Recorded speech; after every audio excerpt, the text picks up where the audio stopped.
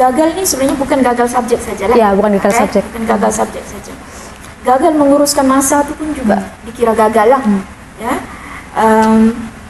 Sebenarnya apa yang kamu lalui di dalam universiti ini adalah sebagai pengalaman. Ya.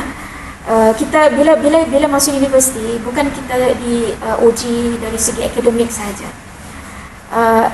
Macam mana kamu lalui seharian kamu, pergaulan kamu, macam mana kamu menguruskan masa, macam mana kamu menguruskan keuangan kamu sendiri, itulah yang akan menjadikan kamu lebih dewasa. Okay?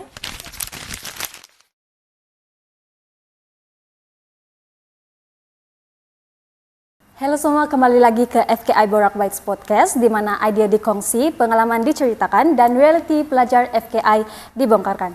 Saya Jasira sebagai moderator Anda. Jadi untuk topik episode kali ini, kita akan membahas sesuatu yang berkait rapat dan pelajar, di mana sebagai seorang individu atau secara umumnya, sebagai seorang manusia, kita akan merasakan bahkan akan melalui hal tersebut, yaitu kegagalan. Jadi saya perkenalkan panel jemputan kita pada episod kali ini, seorang pensyarah yang memegang jawatan sebagai Timbalan Dekan Akademik dan Hal Ehwal Pelajar, Dr. Salma binti Fattah. Terima kasih, Jasira. Assalamualaikum dan selamat petang kepada semua. Nama saya Salma binti Fattah. Background saya, mulakan dulu dengan background saya lah. Saya berasal daripada Tawau, Tawau Sabah, dan saya sudah berkecimpung dalam bidang akademik sejak selepas saya graduate. Setahun selepas itu saya join college lah. Masa itu college yang pertama yang mengambil pelajar matrikulasi KPM yang berada di KK sebelum Labuan.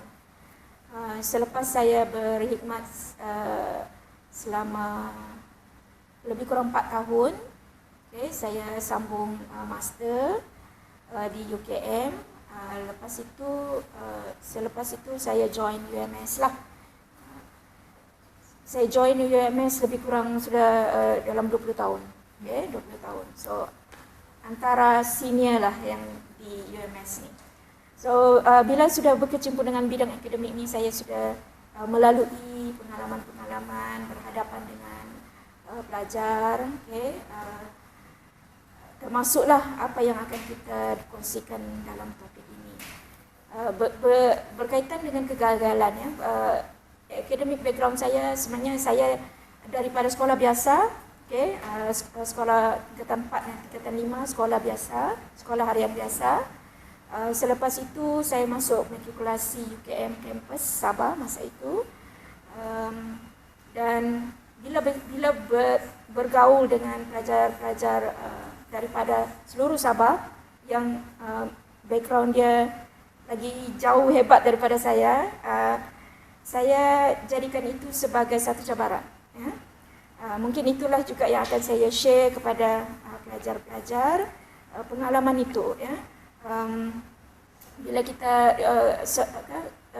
kita punya environment, ya, pergaulan kita dengan kawan-kawan yang berbeza latar belakang, ya, kita akan ada rasa rendah diri, kita akan ada motivasi. Tapi kita jadikan itu sebagai kita punya cabaran lah, ya, untuk improve diri from time to time. Okay? Dan bila diberikan satu cabaran, contohnya pada masa itu matrikulasi sepatutnya perlu dihabiskan 2 tahun, ya. Dan pada masa itu UKM bagi peluang jika mencapai certain pointer tersebut, pelajar boleh direct ke UKM, ya, kampus utama UKM Bangi lah. Okay. Dan yang mana tidak mencapai perlu pergi ke Kuala Pilah, matrikulasi Kuala Pilah selama setahun lagi untuk lanjutkan pelajaran. Dan saya jadikan itu sebagai cabaran, ya, untuk saya pastikan saya masuk, ya, ke UKM dalam tempoh setahun saja dimatrikulasi. Dan saya tahu saya perlu, dalam masa itu ada kuota juga, dan saya perlu bersaing dengan pelajar-pelajar yang daripada asrama penuh, yang background daripada asrama penuh, daripada MRSM, sekolah sains,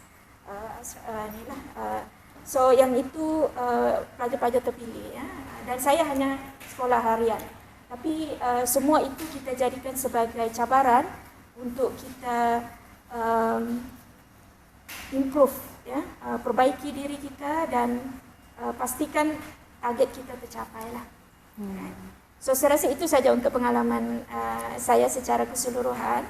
Dan selepas itu saya memasuki UKM untuk bachelor dalam sains komputer. Lepas itu lepas graduate saya bekerja sebagai pensyarah di college Ibu Kota Kinabalu pada masa itu nama dia.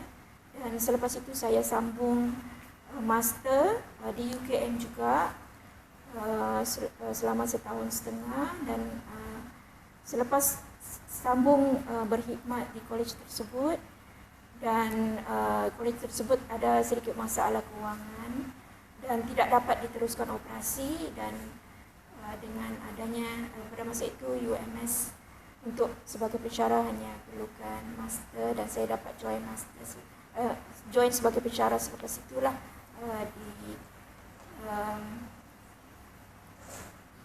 di fakulti. Masa itu belum ada nama fakulti lagi, yang kita panggil sebagai Sekolah Kejuruteraan dan Teknologi Maklumat, iaitu SKPM. Masa itu fakulti kejuruteraan dan FKI itu bergabung dalam satu sekolah. Itulah pengalaman saya sedikit berkaitan dengan background dan pekerjaan lah. Thank you dokter.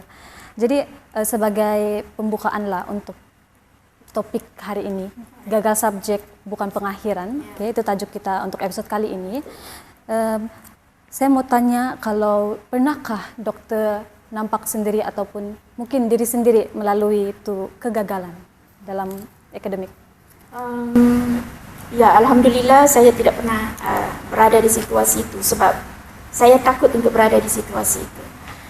Saya pernah masa di UKM, saya ambil bidang sains komputer tanpa adanya komputer langsung, tanpa adanya background dalam sains komputer. Pegang komputer pun jarang. Pada masa itu laptop dia tidak begitu digunakan untuk seharian lah.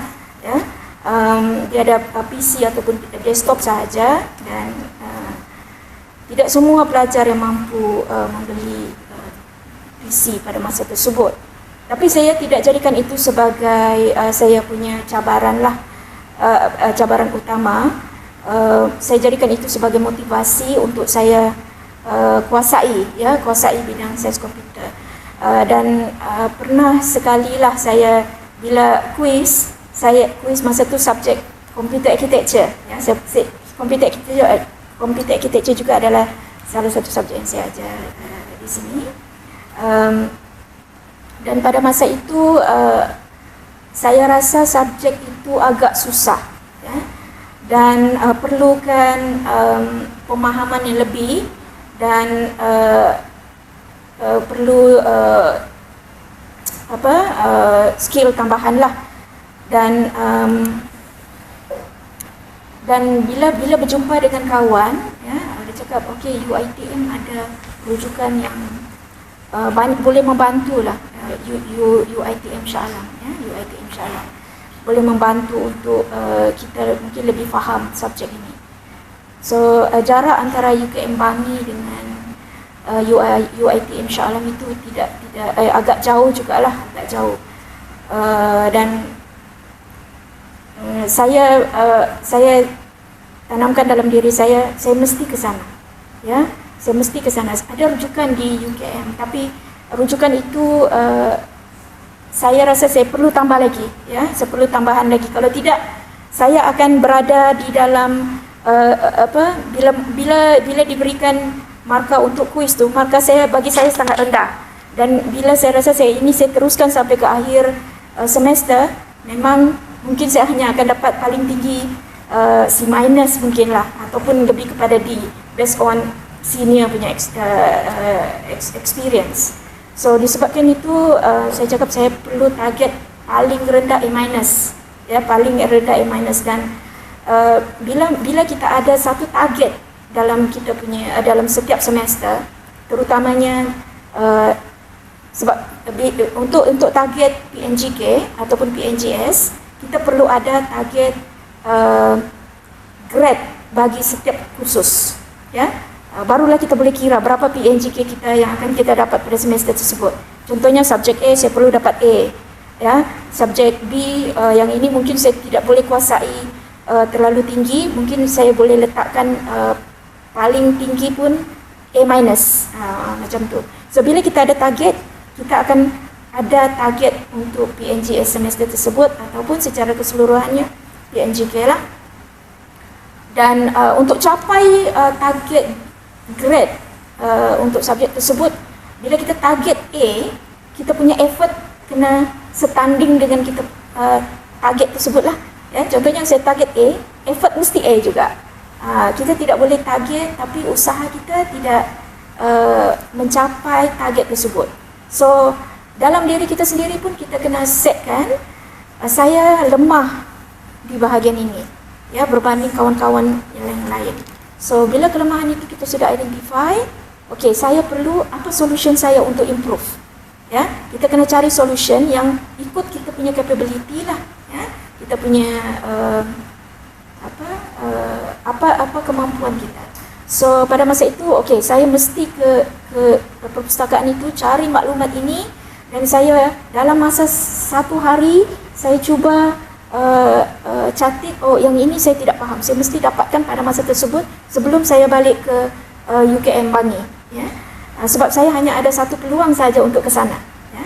Dan sebab ada masalah kenderaan dan masalah availability kawan pada masa tersebut, dan saya ambil peluang itu untuk pastikan maklumat yang saya mahu, yang maklumat yang saya perlukan, saya akan dapat, okay? Dan selepas itu bila saya balik ke UKM Bangi, dan saya buat revision, buat latihan berulang kali, sebab kita punya capability mungkin tidak sama dengan kawan, ya. Ada kawan yang cepat tangkap, ya. Ada bila baca sekali dia boleh cepat tangkap ataupun dia cepat hafal. Tapi ada juga pelajar bila dia baca sekali dia macam belum faham lagi. Dia kena baca berkali-kali, ya. So kita tahu kemampuan kita di mana, dan bila kemampuan kita di situ, okey, ini masalah saya, apa yang perlu saya buat? Saya perlu baca ulang kali, kena praktis banyak, barulah saya boleh setanding dengan kawan saya yang cepat tangkap tu, macam tu. So kita tidak boleh jadikan itu sebagai ini kelemahan saya, ya. Saya tidak mampu untuk bersaing dengan kawan-kawan yang lain, dan saya reda dengan keputusan itu. Tidak boleh. Kita kena cuba cari kelemahan, improve, dan barulah kita redalah kalau itulah keputusannya. Tapi kita dah cuba sehabis baik. Itu pendekatan saya lah secara personal. Okay? Saya memang tidak pernah gagal subjek, tapi saya identify dari awal, sebelum saya gagal. Sebab kita tidak boleh, itu masalah pelajar-pelajar sekarang, ya. Dia sudah melalui beberapa minggu, ada ujian, ya, ada quiz, ada assignment, apa semua. Dia dah tahu subjek ini mungkin agak susah bagi dia, tapi dia tidak cuba untuk improve diri sampai ke hujung semester, barulah dia akan pulun sekali. Memang masa tu tidak akan sempat lah untuk cover semua benda. Kita ada beberapa subjek lagi yang lain. So pengurusan masa dan sebagainya lah. Tapi itu semua daripada inisiatif diri sendiri dulu, ya.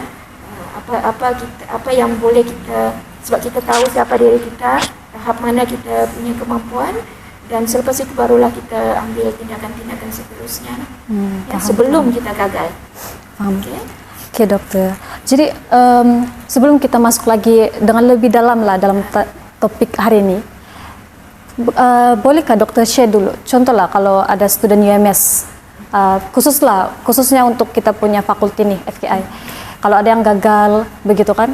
Jadi apa cara yang dorang boleh buat, macam contoh repeat paper kah, ataupun apa prosedur untuk atas itu kegagalan lah begitu. Ya, kalau kita kalau pelajar tu fail, sorry ya.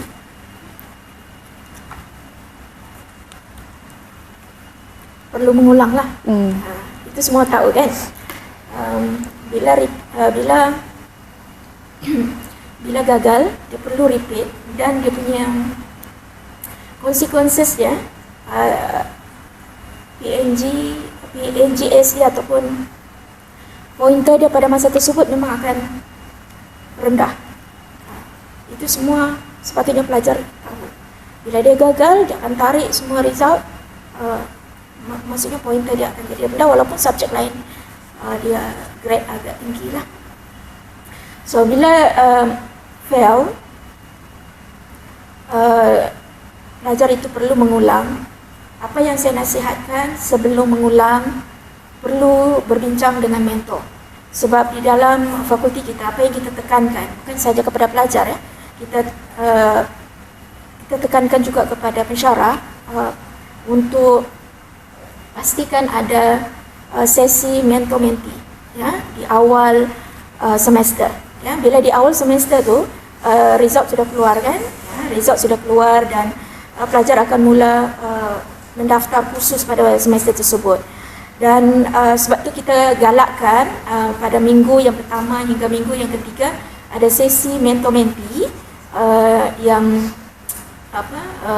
setiap pelajar akan diberikan di mentor masing-masing ya, mengikut program, dan mentor akan buat sesi perjumpaan lah ya, bergantung kepada availability pensyarah dan juga pelajar. Dan pada masa sesi mentor-mentee itulah sepatutnya pelajar sebagai mentee akan berbincang dengan mentor. Okey, berbincang dengan mentor. Okey, bila dia repeat subjek akan akibat dia pada semester itu dia perlu mendaftar subjek yang sepatutnya, dan dia ada lagi subjek yang diulang, kemungkinan akan clash ya, ataupun dia tidak akan lagi bersama dengan kawan-kawan yang lain ya, sebab kawan yang lain sudah lulus, so dia akan berasingan lagi dengan pelajar yang lain. Dan jadual dia mungkin akan berbeza. Dan bila berlakunya clash ya, dia tidak dapat daftar kursus tersebut, dia perlu berbincang dengan mentor. Bila sepatutnya saya akan repeat. So perancangan itu perlu perbincangan lah, jangan sendiri-sendiri. Kita tidak nasihatkan buat decision sendiri. Perlu pandangan mentor lah, kita nasihatkan mentor secara formal, okay? Dan mentor boleh nasihatkan berapa jumlah jam kursus yang perlu diambil pada semester tersebut, termasuklah subjek yang diulang, dan memastikan pelajar itu boleh bawa semua subjek ya, jam kredit pada semester yang ditentukan, okay? Sebab dia akan ada lebihan jam kredit. Alright?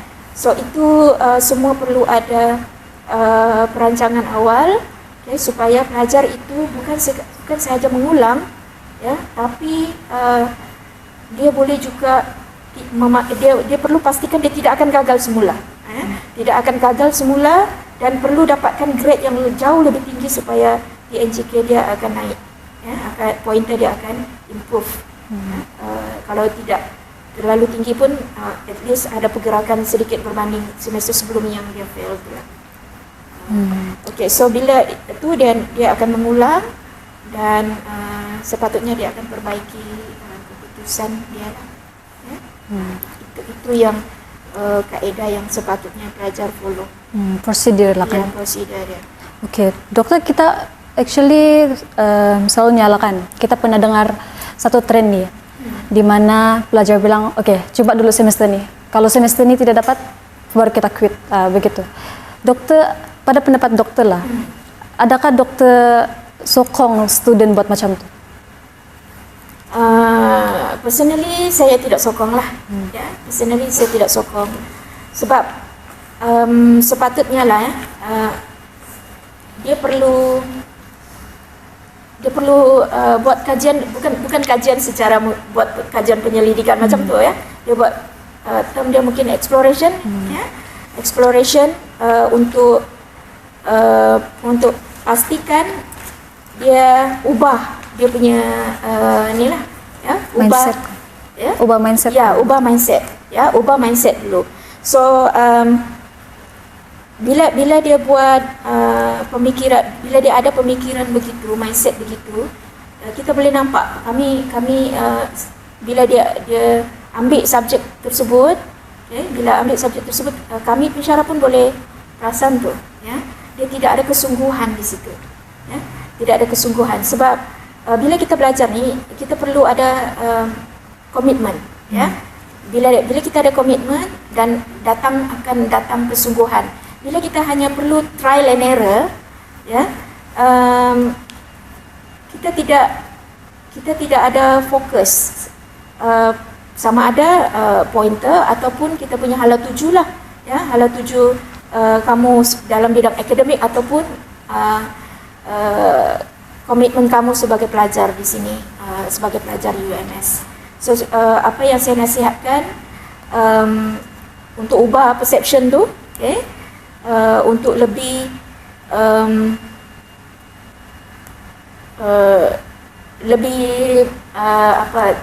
term yang sesuai adalah lebih fokus dan lebih committed, ya, dengan kamu punya responsibility kamu sebagai pelajar lah. Once kita diberikan kursus itu, kamu dimasukkan, diterima di dalam program software engineering, so kamu akan target, saya akan keluar sebagai software engineer, saya akan keluar sebagai system developer, alright. So kamu tidak akan ada dalam keadaan teragak-agak. Ni kalau saya try okey, saya akan pass. Kalau tidak okey, saya akan quit. Kita tidak mau jadi macam itulah, sebab cabaran di sini bukan setakat itu. Bila kita sudah ada target, untuk mencapai target itu kita akan ada banyak cabaran-cabaran. So kita kena committed dan kita kena ada tanggungjawab dengan diri sendiri untuk habiskan pengajian kamu dengan cemerlang, ya? Dan boleh join industri yang hebat di luar sana lah. Itu nasihat saya. Tapi macam tapi macam mana tu dokter, kalau macam student tu sudah committed, dia sudah berusaha lah untuk belajar, tapi dia masih juga gagal. Jadi macam mana pelajar tu boleh bezakan antara dia mau teruskan dan bertahan ataupun perlu ubah haluan dalam bidang yang diambil tu? Bila kita bertahan ni, maksudnya kita kena memperbaiki diri lah. Bukannya bertahan tanpa ada sebarang effort ke arah yang lebih baik, ya. So bila kita bertahan, maksudnya saya bertahan dengan harapan saya akan improve, ya, saya akan improve pada semester itulah, ya. Dan bila kita sudah tetapkan pada diri kita untuk bertahan, untuk saya bertahan, saya perlu ikut langkah-langkah ini, ya. Saya perlu jumpa pensyarah, saya lemah di bahagian ini, saya perlu jumpa pensyarah, luahkan apa yang kamu tidak faham, apa yang kamu rasa perlu perbincangan lanjut dengan pensyarah tersebut, ataupun kamu jumpa mentor, ya, kamu jumpa mentor untuk second opinion. Apa seterusnya saya perlu buat, ya, saya ada masalah untuk memahami subjek ini dan saya rasa saya tidak boleh faham untuk dapat grade yang lebih bagus. So di situ perbincangan itu perlu supaya emosi kamu lebih dia tidak down lah, ya. Sebab bila kita bertahan ni tanpa ada tindakan, emosi mungkin akan terganggu, ya, sebab kamu struggling to achieve the target, right? Okay? So untuk kita pastikan bertahan dengan improvement, especially untuk kamu punya grade dan pointer, ya, perlu ada inisiatif lain, perbincangan mungkin. Okay, saya lemah, saya perlu ada kawan untuk discussion, ya, saya tidak boleh belajar sendiri. Okay, so kamu cari kawan-kawan yang boleh buat satu study group. Okay, ada perbincangan, lebih mudah untuk berbincang. Okay, itu satu inisiatif. Ataupun kamu jumpa mentor untuk bagi kamu kaedah lain, ya. Kalau yang melibatkan emosi, bertahan dari segi emosi, ya. Yang itu mungkin kita akan nasihatkan jumpa kaunselor, ya. Jumpa kaunselor untuk pastikan dia bermotivasi semula lah, ya. Itu yang boleh dibuat dalam keadaan bertahan itu tersebut. Okay. Dan yang kedua tu adalah untuk dia improve, ya, diri dari keadaan yang mungkin kurang disiplin kepada lebih berdisiplin. Okay. Terutamanya dari segi masa. Sebenarnya pelajar-pelajar yang masuk ke setiap program itu, kami anggap semuanya boleh lulus dengan keputusan yang cemerlang dan dapat bergraduasi on time. Okay? Tapi bila kamu sudah masuk ke sini, masuk kelas, ya, assessment, kamu akan melalui penilaian sampai ke hujung semester. Mungkin ada beberapa ujian-ujian yang kamu, halangan-halangan yang kamu akan hadapilah, dan yang itu termasuklah pengurusan masa. Kamu setiap pelajar ini bukan saja perlu excellent dalam akademik, tapi dia perlu juga aktif dalam aktiviti. Okay? Dan pengurusan masa tu mungkin akan ada challenge di situlah, ya, sebab kamu dalam masa yang sama kamu perlu study, tapi kamu perlu ikut program-program, ya, untuk lebih aktif. So pengurusan masa itu sangat penting. Kamu kena ada jadual sendiri. Setiap hari apa yang kamu perlu buat, bila kamu perlu buat ulang kaji, bila masa kamu perlu buat assignment, bila masa kamu join activity dan sebagainya. Pengurusan masa itu sangat pentinglah, ya, untuk menghadapi cabaran-cabaran dalam akademik dan sebagai pelajar UMS. Okay. Pada pendapat dokter, apa kebaikan pelajar yang gagal berbanding dan pelajar yang sentiasa cemerlang? Ya, soalan yang bagus. Okay. Dia sebenarnya ada dua perception lah. Ya. Kalau pelajar itu ambil kegagalan itu sebagai positif, ya, dia akan dia akan jauh lebih baik berbanding diri dia sebelum ini, ya. Tapi kalau dia ambil benda itu sebagai negatif, ya, dia akan jatuh lebih teruk daripada yang itu. Okay? Maksud saya, dia akan semakin demotivated untuk belajar, dia semakin menjauhkan diri daripada kawan-kawan, dan akhirnya dia tidak ada komitmen untuk masuk ke kelas, ya, untuk menyiapkan tugasan-tugasan yang diberikan oleh pensyarah masing-masing untuk setiap kursus, dan akhirnya pelajar itu akan gagal, ya, berulang-ulang kali, ya. Kita ada banyak kes begitu sebelum ini. Pelajar-pelajar yang senior, ada yang contohnya lah, ya, final year project dia tidak lepas, ya. Kita ada final year project, dia ada FYP1 dan FYP2. So bila FYP1 dia fail, dia tidak boleh continue FYP2, right? Project FYP2. Dan bila FYP1 dia tidak lulus, dan dia akan ketinggalan daripada pelajar lain, ya. Dan dia akan bila perasaan itu ketinggalan daripada pelajar yang lain, dia akan jadi demotivated dan dia akan menjauhi projek-projek dia yang terganggu dan akan gagal sekali lagi. Dia akan daftar tapi dia tidak buat, ya, dia tidak buat dan dia rasa semakin stres bila menghadap benda yang kali kedua dia hadap, ya, sebab dia sudah fail. So dia ambil semula, dia akan hadap semula benda tu. Ya. So itu satu akan memberikan satu tekanan, ya, kepada pelajar. Dan akhirnya dia akan gagal semula, ya, dia akan gagal lagi dan bila semester seterusnya untuk daftar tu dia akan ada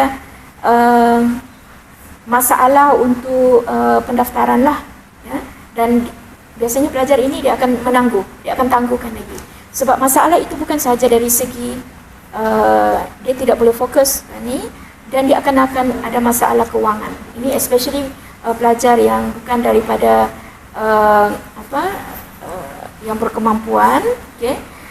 Sebab dia sudah extend pinjaman, dia mungkin tidak dapat cover untuk semester yang tambahan itu dan dia perlu bayar sendiri, ya. Bila bayar sendiri, ya, kamu perlu ada sumber keuangan lain. Itu dia punya disadvantage dia lah kalau kamu kalau gagal, ya, kalau pelajar gagal dan perlu repeat subjek dan dia perlu extend, ya. Dan ada beberapa case pelajar itu dia biar saja, ya, dia sudah final year ni, tapi FYP1 dia sudah repeat 2-3 kali masih fail, ya, masih fail. Satu, dia akan menjauhkan diri dan dia daftar tapi dia takut untuk buat projek tu sebab projek adalah individual projek, kan. Tiada orang lain yang boleh bantu kamu selain diri sendiri. So kalau kamu sendiri tidak boleh hadap benda tu, ya, kamu akan jadi trauma, ya. Dan bila jumpa supervisor untuk discussion, no progress, ya. Dan itulah yang menyebabkan dia menjauhkan diri. Bila saya call, katakanlah saya sebagai mentor, saya akan call, kamu di mana sekarang? Dia bekerja jadi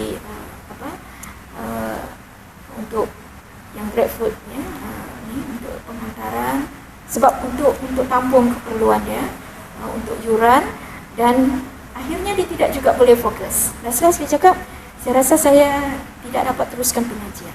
Sudah 4 tahun, last dia stop. Sikit lagi ni, lepas FYP1, FYP2 dan dia akan pergi industrial training, ya. Tapi disebabkan kegagalan itu, dia stop terus pengajian. Ini yang kita cuba elakkan lah. Tapi apa yang di pihak pensyarah ataupun mentor ataupun di pihak fakulti, kita hanya boleh advise, ya. Tapi kalau pelajar itu sendiri tidak dapat tolong diri dia sendiri, kami tidak boleh tolong. So apa yang paling menjadikan ibu bapa lah, ibu bapa ada yang tidak tahu condition pelajar itu, ya. Bila kita call, okey, anak puan tidak pernah datang ke kelas, ataupun anak puan tarik diri dari pengajian. So parents yang educated mungkin faham lah, ya. Tapi yang tidak educated ni, maksud saya ibu bapa yang bekerja di kampung, kan, dia mungkin kurang faham sikit konsep akademik itu. Dia kesianlah, ya, dari pihak fakulti ataupun dari pihak pengurusan rasa sedih lah, ya, sebab ibu bapa mengharapkan anak-anak untuk belajar, habiskan pelajaran dan untuk improve keadaan ibu bapa, ya, dari segi ekonomi, untuk bantu keluar daripada keadaan yang dalam keadaan tidak senang, ibu bapa yang tidak senang. Kalau yang ibu bapa berkemampuan tu mungkin okey sikit, tapi untuk yang kurang berkemampuan, harapan itu terlalu tinggi, ya. Dan bila tidak mencapai itu sangat menyedihkan lah, ya. Bukan disebabkan pelajar itu tidak mampu, ya. Semua seperti yang saya sebutkan tadi, semua pelajar yang diterima masuk ke UMS ini, especially FKI, adalah pelajar-pelajar yang berkebolehan, sebab itu semua ada tapisan, kan, di peringkat UPU, di peringkat fakulti, semua mampu. Ya, tapi macam mana kamu survive hadapi semua tu di dalam kampus nanti, ataupun bila mengharungi pengajian kamu sehingga akhir semester, itulah yang lebih penting. Okay, sebab tidak semua pelajar yang ada komitmen tinggi untuk habiskan pengajian ya tanpa ada masalah, gagal subjek ataupun masalah dari segi kelakuan ya, dan komunikasi dengan pensyarah lah. Okay. Tapi kalau ada yang anggap itu sebagai positif, ya, dia jadikan itu sebagai titik tolak untuk dia sedar. Ya, kadang-kadang kalau result kita okey, kita dalam keadaan saya dalam keadaan stabil sekarang ni. So kamu punya effort tu so-so saja, ya. Tapi bila orang yang sudah jatuh ni, dia baru terbangun, rupanya saya ni dia tersedar dalam keadaan daripada keadaan yang sedia ada untuk lebih berusaha bersungguh-sungguh, ya. Dan dia akan ambil kegagalan itu, sebelum ini kenapa saya gagal? Dia akan buat dia akan buat kajian untuk diri dia sendiri. Kenapa saya gagal? Mungkin saya kurang buat latihan. Mungkin saya kurang, yang ini saya kurang faham, tapi saya tidak discuss dengan kawan-kawan yang lain. Ataupun ada benda yang saya tidak clear, tapi saya tidak tanya pensyarah. Ya. Begitulah yang benda-benda macam tu. So bila dia dah identify dia punya problem, kita akan cari solution lah, ya, untuk pastikan benda tu tidak akan berlaku semula bila dia repeat subjek. Dan mungkin dia akan jadi dapat A, lepas daripada E, mungkin dia akan improve sampai ke A. Itu tidak possibility itu tidak impossible lah untuk capai grade yang lebih baik setelah gagal subjek. Ya. Dan dia akan pastikan dia untuk semester-semester seterusnya dia tidak akan lagi dalam keadaan itu. Itu yang saya maksudkan, ada dua keadaan, ya. Bila mencapai gagal subjek ataupun gagal kursus, dia akan sama ada dia akan improve, ya, daripada keadaan yang terlalu rendah kepada yang keadaan yang lebih tinggi, ataupun dia semakin jatuh ke bawah kalau dianggap itu sebagai negatif. Itu dari pandangan saya lah. Okay, based on experience. Thank you dokter, pandangan yang sangat baik. Okay, jadi baru-baru ini saya ada scroll media sosial, TikTok begitu. Jadi ada saya nampak satu statement lah. Dia cakap university adalah tempat paling selamat untuk gagal. Jadi apa pandangan dokter tentang itu statement? Paling selamat untuk gagal. Yes. Maksudnya dia tidak akan gagal bila masuk universiti macam tu? Means kalau kita mungkin kalau kita gagal sesuatu di dalam university dia masih selamat lah, instead of gagal di luar, begitu Pak? Oh begitu. Okay.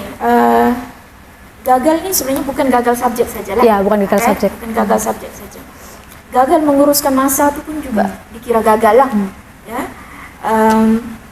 Sebenarnya apa yang kamu lalui di dalam universiti ini adalah sebagai pengalaman, ya. Kita bila masuk universiti, bukan kita diuji dari segi akademik saja. Macam mana kamu lalui seharian kamu, pergaulan kamu, macam mana kamu menguruskan masa, macam mana kamu menguruskan keuangan kamu sendiri, itulah yang akan menjadikan kamu lebih dewasa. Okay? Bukan saja mengejar akademik saja nih. Dalam universiti ini pengalaman lain tu perlu kamu anggapkan sebagai bekalan kamu sebelum kamu keluar. Okay? So kalau di dalam universiti ini sendiri kamu tidak kuat, di luar cabaran dia lagi kuat tau.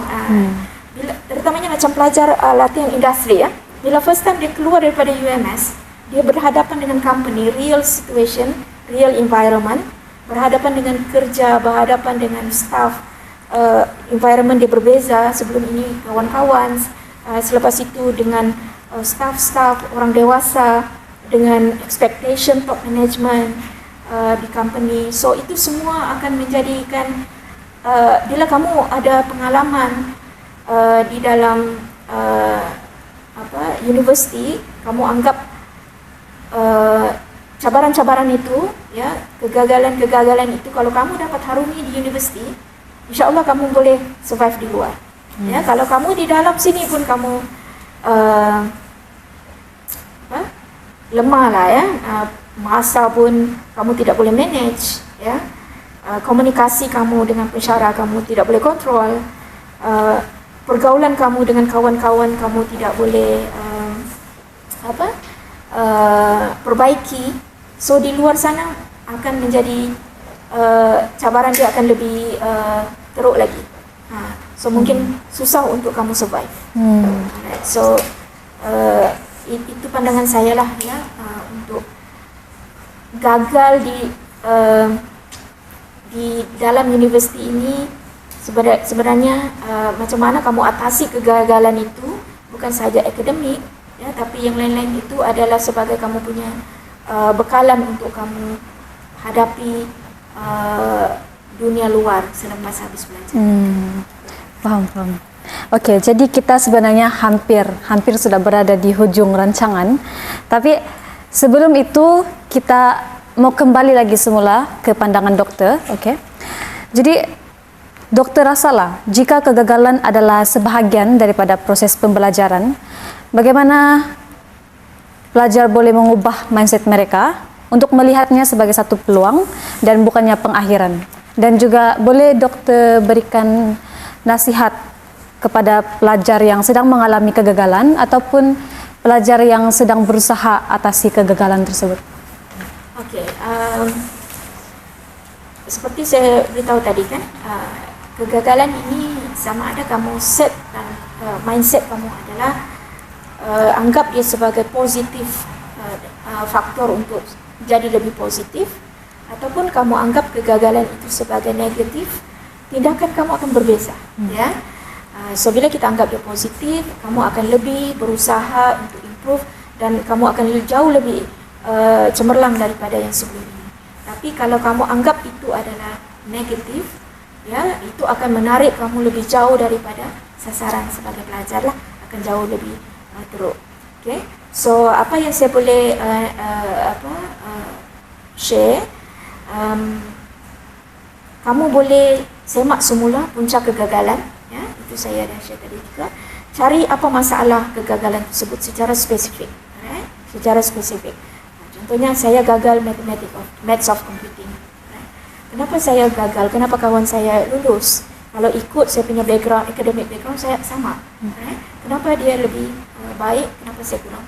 Mungkin effort dia lebih tinggi, dia banyak buat exercise, dia banyak spend masa, uruskan masa untuk buat ulang kaji, dia banyak masa gunakan masa yang ada untuk buat discussion dengan kawan-kawan.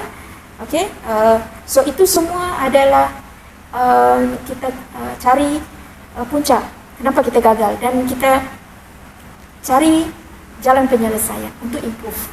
Ya. Dan yang kedua adalah dari segi time management. Ukurlah, susunlah jadual kamu. Janganlah macam saya pun tidak tahu apa yang saya mau buat hari ini. Ya, itu bukan satu pemikiran yang baik lah, ya. Kalau boleh setiap hari kita kena ada mindset yang positif, susun jadual. Selepas kelas, saya ada kelas daripada 8 hingga 10, lepas tu ada gap 1 jam. Dalam gap 1 jam tu kamu mau buat apa? Janganlah duduk saja-saja scroll social media, ya. Kalau scroll untuk dapatkan maklumat, no problem, ya. Tapi kalau sekadar untuk buang masa, kamu hanya limited, masa kamu ni limited, ya. Tapi bila ada masa tu kamu tidak gunakan sebaiknya, itu kamu akan rugi, ya, kamu akan rugi. Yang seterusnya adalah kamu kena ada target. Seperti yang saya cakap tadi, target dia untuk semester ini saya mau dapat 3.5. Sebelum saya dapat 3.5, subjek ada 5 subjek yang saya perlu ni. Setiap subjek itu saya perlu dapat grade apa? Kamu boleh calculate sendiri kan?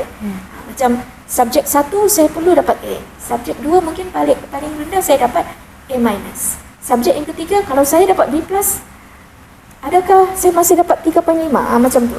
So bila kita ada target bagi setiap subjek, dia akan pergi pula ke subjek tersebut. Okey, subjek A saya akan subjek 1 saya akan target saya adalah untuk dapat grade A. Macam mana untuk dapat grade A? Okey, untuk dapat grade A, unit test saya kena dapatkan daripada markah 40%, saya perlu dapat at least 30 per 40%. Macam tu. Yang itu target dia lebih spesifik. Okay. Sebab tu kita perlu ada target, dan sebab bila ada target kita akan ada target-target kecil lagi untuk achieve the second target. Okey, dan bila kamu ada masalah, ya, cuba berbincang dengan kawan-kawan. Kalau kawan-kawan tidak dapat membantu, kamu pergilah kepada mentor. Sebab tu kita wujudkan sesi mentor-mentee. So mentor ini bukan sahaja akan guide kamu dari segi akademik, dan mungkin juga kamu boleh berbincang dari segi masalah, mungkin masalah kamu di luar, masalah dengan kawan-kawan, ya, masalah di asrama yang boleh kamu share, dan mentor boleh bagi advice lah apa yang kamu boleh buat. Dan seperti yang saya sebutkan tadi, masa kamu adalah sangat terhad, dan kamu tahu juga sekarang ni social media banyak mengambil masa-masa kamu, ya. Untuk kita ada banyak platform sekarang, ya. Dan bila kita buka satu platform tu pun kita sudah spend setengah jam sudah hilang, ya. Itu belum lagi kita buka lagi yang lain, spend setengah jam minimum tu. So di situ kamu sudah banyak masa habis. So macam kamu perlu limitkan lah, macam okey, dari pukul 8 hingga pukul 10 saya tidak mau buka social media. Alright, saya perlukan jauhkan handphone, ya. Kamu buka untuk emergency saja, emergency call, mana tahu, ya, ada parents call ke, kan. Tapi social media tu kamu jangan tengok. 8 hingga 10 saya fokus untuk belajar. Okay. So itu cara untuk mengurus. It depends on kamu punya masing-masing lah, ikut student ataupun masa kamu, macam mana kamu mau atur. Tapi at least kamu block masa kamu untuk akademik, dan kita tidak juga menghalang untuk kamu tidak terdedah dengan social media, ya. Sebab itulah kita punya teknologi sekarang. Kita masih sehaluan dengan teknologi, tapi kita limitkan. Okey, katakan okey, saya sudah habis kelas daripada 8 hingga 5 petang. Lepas tu balik. So kamu spend 1 jam ke untuk scroll apa update hari ini, kan? Update untuk tengok berita-berita ataupun isu-isu untuk hari ini. Kita masih tidak ketinggalan, tapi kita limitkan. Okay, sebab masa kita adalah emas. Bila kita fokus kepada yang tidak berfaedah, yang kurang, bukan tidak berfaedah lah, masih ada faedah, cuma kurang berfaedah compared to kamu punya target sebagai pelajar. Okay? So perlu pandai manage, ya, masa kamu lah di sini. Itu sangat-sangat penting sebagai pelajar. Terima kasih dokter. Maka tibalah sudah kita di penghujung rancangan, dan apa yang boleh saya simpulkan dalam episode kali ini, kegagalan bukan sekedar satu keputusan yang tercatat di atas kertas, tetapi juga satu pengalaman yang mampu membentuk cara seseorang berfikir, bertindak, bahkan berkembang. Jadi sebelum kita akhiri episode hari ini, pihak kami ingin memberikan cendera hati kepada Dr. Salma sebagai tanda penghargaan. Oke, ini ya. Thank you dokter. Ya, oke. So sekali lagi terima kasih dokter atas perkongsian yang sangat bermakna dan actually membuka perspektif kita pada hari ini dan juga audiens lah nanti. Dan terima kasih juga kepada semua pendengar setia FKI Borak Bites Podcast. Seperti biasa, jangan lupa isi kehadiran Anda. Kode episode minggu ini adalah FKI BB04 SHF. Link kehadiran akan ditutup pada 4.30 petang. Terima kasih dan jumpa lagi dalam episode akan datang. Terima kasih.